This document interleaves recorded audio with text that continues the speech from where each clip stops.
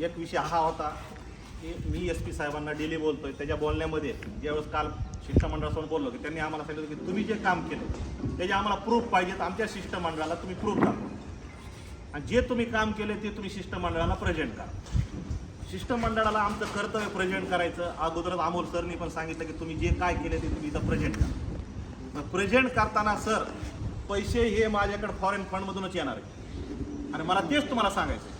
आणि त्याच्या व्यतिरिक्त माझ्याकडे दुसरे फंडच येणार नाही आणि हेच फंड येणार तर ज्यातून मी तुम्हाला पैसे देणार आणि शेवटच्या दिवसापर्यंत व्याज असे देणार. हे तितकंच खरं.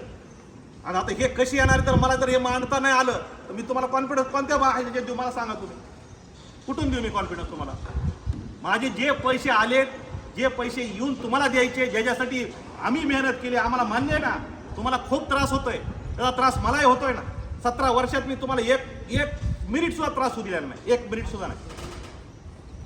मग 17 वर्षात हा बिझनेस आहे. एक वेळ तुम्हाला त्रास झाला, तोही माझ्या द कुटे ग्रुपला इन्कम टॅक्सचा सर करायचा, त्याचा पेन ज्ञानराजाला मिळाला. नाही तर ज्ञानराजा काही दोष नाही याच्यामध्ये, कुठल्याच कस्टमरचा दोष नाही. पण त्याचा सगळा अफवा पसरली आणि आम्ही कमी पडलो. बरं आजपर्यंत आम्ही पैसे देतोय लोकांना, आमचं जेवढं आहे ना ते विकतो, आम्ही पण पैसे देतो. ज्याचं जे आमच्याला जेवढं देणं होईल तेवढं दिलेलं आहे. नाही असं नाहीये आणि कधीच त्रास होऊ दिलेला नाही. तुम्हाला जो त्रास होतो मला त्रास होत नाही का? 100% होतोय. मला त्रास होतोय कारण माझी इमोशनल अटॅचमेंट आहे माझ्या ज्ञानराजा बरोबर, माझ्या कस्टमर बरोबर. मी तुमच्यासाठी प्रत्येकासाठी मी वेळ दिलेला आहे, प्रत्येकाच्या दारात मी स्वतः आलेलो आहे. माझी इमोशनल अटॅचमेंट आहे माझ्या ज्ञानराजा कस्टमर बरोबर, म्हणून माझाही जीव तुटतोय. साहेब असं होत नाही. तुम्हाला वाटतंय तुम्हाला त्रास होताना मला सुद्धा खूप त्रास होतो, हे तुम्ही असं समजू नका तुम्ही. म्हणून मी मागं हटलेलो नाही, बिलकुल हटणार पण नाही. मी माझे पासवर्ड जमा केलेत. माझ्याबद्दल अफवा पसरतात, मी पळून गेलेलोच नाही साहेब. मी हितात आहे तुमच्यामध्ये, फक्त मला काम करता यावा म्हणून. मी कामाला माझ्या वेळ नाही दिला तर मी तुमच्यासाठी पैसे नाही उभा करू शकत. मला तुमच्या सगळ्याचा 1 ना 1 रुपया द्यायचा. मला कळतंय की तुम्हाला खूप त्रास होतोय, अति त्रास होतोय आणि मी ह्या त्रासासाठी काम नाही केलं साहेब. मी तुम्हाला प्रत्येक वर्धापन दिनाला माझे शब्द येतात की माझ्या गरजा कमी आहेत, माझं पॅशन मोठं आहे म्हणून मी काम केलं. मी ज्यावेळेस तुमच्या दारात येतो त्यावेळेस तुमच्याकडं माझी व्याजाची रक्कम येते, तुमचे कामं भागवता. तुम्ही मला सांगता सगळ्यात आनंद मला होत होता, कुणाला होत नव्हता. की मला वाटत मी या सगळ्यांसाठी रिस्क घेऊन काम करतोय. परमेश्वराने आपल्याला एकट्यालाच पाठवलं यांच्यासाठी, या भावनेने मी काम केलेलं. तुमचं नुकसान व्हावं म्हणून बिलकुल मी नाही काम केलेलं. तुम्ही आठवा माझ्या वर्धापन दिनाला मी बोललेलो साहेब, तुमच्यासमोर कधी खुर्चीवर नाही बसलो मी, कधीच नाही. मी माझा त्याग केलेला वैयक्तिक साहेब. आज मी पण तुमच्यासारखा वनवास भोगतोय. मी कुठे 100 एकर करून माझा फार्म हाऊस नाही बांधलेला साहेब, मी तिथे जाऊन बसायला.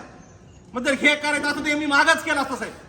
मी आज माझ्या ड्रायव्हरच्या शेजारी राहतोय, माझ्या रेसिडेन्सी पार्कला राहतोय, तिथं माझ्या घरात राहत होतो 300 स्क्वेअर फुटला. असं साहेब जर मला हेच करायचं होतं तर माझी 25,000 कोटीच्या asset आहे साहेब. 1750 कोटी रुपये मला ज्ञानराजा देणं आहे. त्याच्या आगे मी 10,000 कोटी रुपये रेस केले. 10,000 कोटी रुपये मी आणले कसे, तुम्हाला देणार कसे आणि कशा पद्धतीने देणार हे तर मला मांडावं लागेल ना. अरे मला प्रशासन विचारतंय, मला त्यांचे कागदपत्र मांडावं लागते साहेब. मी नुसतं तोंडी बोलतोय, तोंडी ऐकायला कोणी तयार नाही. मला माझे कागदाचे प्रूफ मागते, मला कागदाचे प्रूफ तुमच्यासमोर मांडावंच लागते कारण त्याच्याशिवाय तुम्ही मला विश्वास ठेवूच शकत नाही, पॉसिबलच नाही. आणि हे तुम्हाला मी माझ्या बँका दाखवते. का दाखवतोय? कारण ह्या बँकाने मला वरव्याज दिले. अरे या वरव्याज गेला माझे 2,000 कोटी रुपये अडकले साहेब. मला परेशान होते. मला वाटतं मी तुम्हाला लवकर पैसे कसे देईन कारण मलाही तुमच्या ऋणातून मुक्त व्हायचंय साहेब. मला माझं ज्ञानराजाचं बॅलन्स शीट 0 करायचंय. बस झालं, खूप झालं. पब्लिक बिझनेस खूप केला, हे माझं बच्ची बात नाही. खूप झालं. मला फक्त तुमच्या ऋणातून मुक्त व्हायचंय. तुमचा 1 रुपया द्यायचा आहे आणि शेवटच्या व्याजात सहित द्यायचा आहे आणि 100% देणार आहे. आणि बिलकुल तुमच्या बरोबर तुमच्या पुढे राहील मी. जर ह्याच्यात जर काही कमी या झालं तर तुमच्या अगोदर माझं होईल, तुमचं होणार नाही. कारण मी काम केलेलं आहे, मी सगळ्यांसाठी काम केलेलं आहे. मला जीव तुटतो साहेब, वाईट वाटतं मला, खूप वाईट वाटतं. तुमच्या सगळ्या यांचं ऐकून तुम्हाला वाटतं का मला चांगलं वाटतं? खूप वाईट वाटतं. मी तुमच्या ग्रुपच्या मेसेज बघत नाही कारण माझी झोप उडवती, एवढे वाईट कमेंट येतात. खूप वाईट वाटतं. मी बघत नाही, मॅडम स्वतः बघतात. म्हणजे ह्या ज्या काही गोष्टीत का आता त्रास होतो मला. त्या मॅनेजरला मी आज बघितलंय सर, यांना मी कधी येऊ दिलं नाही इथं. मी म्हणलं माझ्या पुढे येऊ नका तुम्ही कारण ह्यांना मी घडवलंय सर. अहो एक ग्रामीणच्या मुलं आहेत सर, यांचे लग्न होत नव्हते, यांचे लग्न माझ्यामुळे झाले सर. यांचे पॅकेज बघा, त्यांना मीटिंगला मी सांगतो तुमच्या आई वडिलांना तुम्ही जपा साहेब. तुम्हाला मी जे पॅकेज दिले तुमच्या आई वडिलांसाठी दिले. तुम्ही त्यांचे दवाखाने करा कारण मी पण माझ्या ग्रामीणच्या फॅमिली म्हणला मी त्याच्यातून जातोय. विचारा तुम्ही, तुमच्या समोर ही टीम आहे साहेब. रात्री ज्यांना मी बोललोय, अरे तुम्ही काय माझ्या कस्टमरला त्रास देताय, तुम्ही त्यांचे फोन उचलत नाहीत. अरे आम्ही फोन उचलतोय. ह्या मॅडम शिव्या खात्यात तुमच्या, ह्या शिंदे साहेब कितीतरी वेळ फोन मॅडमला आलेले तर मॅडम मला मी कितीतरीच बोलले मी काय सोल्युशन देऊ, आणि हे सारे फोन उचलत नाही. यांच्यामुळे माझ्या कस्टमरला त्रास होतो. विचारा तुम्ही मी यांना किती बोललो रात्री.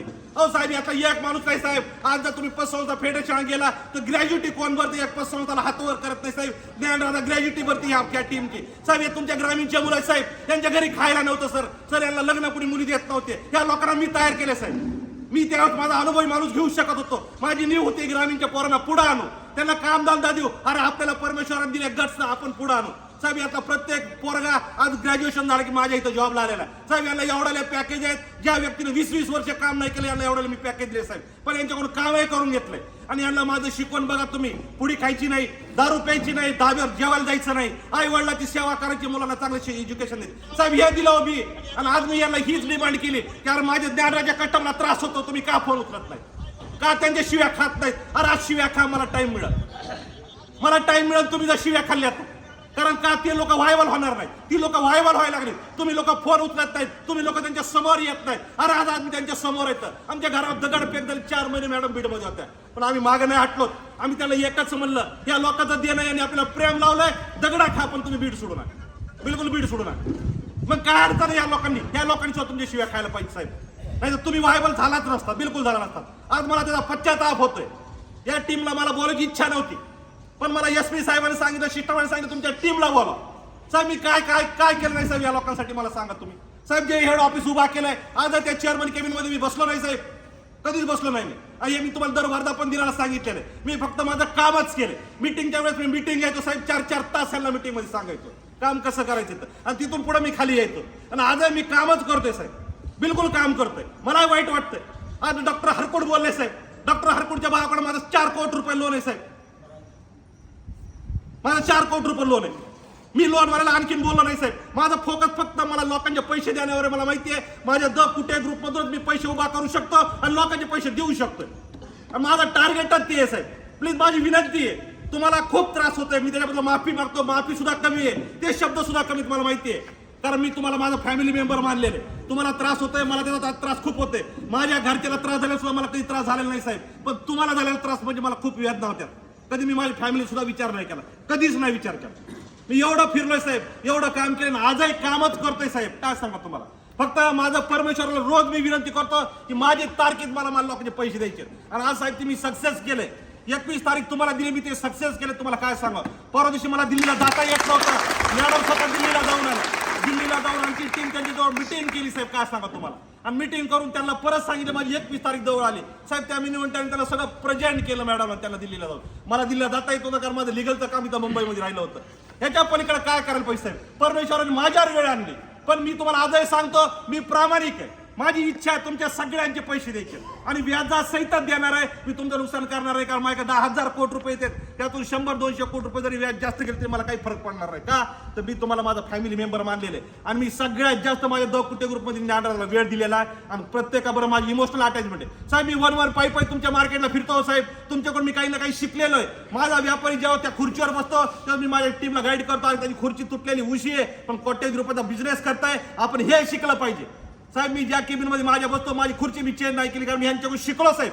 त्या व्यापाऱ्याकडून शिकलो मी, आणि मी ते शिक्षण माझ्यामध्ये अडॉप्ट केलेले साहेब. तुम्ही माझ्या बीडमध्ये माझ्या जुन्या मिलमध्ये मी बसतो, तिथं आणखीन जाऊन बघा की माझी साधी चेअर आहे. का मी माझा कस्टमर बघितलेला आहे, मी त्याच्याकडून शिकलेलो साहेब.